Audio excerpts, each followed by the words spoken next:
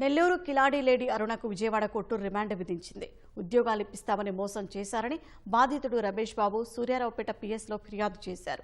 దీంతో పోలీసులు కేసు నమోదు చేశారు. నెల్లూరు రౌడీ షీటర్ విడుదల విషయంలో చక్రం తిప్పిన లేడీ డాన్ అరుణ అరాచకాలు బెజవాడకు తాకాయి. ఉద్యోగాలు ఇప్పిస్తారని నగదు వసూలు చేయడంతో పోలీసులు అరుణపై కేసు నమోదు చేశారు. పలు కేసుల్లో నిందితురాలైన అరుణ ప్రస్తుతం నెల్లూరు కేంద్ర కారాగారంలో జ్యుడిషియల్ రిమాండ్లో ఉన్నారు. దీంతో సూర్యారావుపేట పోలీసులు పీటీ వారెంట్పై అరుణను అరెస్టు చేసి విజయవాడ కోర్టులో హాజరుపరిచారు. విచారణ జరిపిన న్యాయస్థానం నిందితురాలికి నవంబర్ 14 వరకు రిమాండ్ విధించింది. అరుణను తిరిగి నెల్లూరు కేంద్ర కారాగారానికి తరలించారు. 2021లో వీరులపాడుకు చెందిన రమేష్ తన బంధువులకు ఉద్యోగం విషయంలో అరుణను కలిశారు. ఉద్యోగాలు ఇప్పిస్తామని నమ్మించి రమేష్ బాబు నుంచి అరుణ 12 లక్షలు వసూలు చేశారు.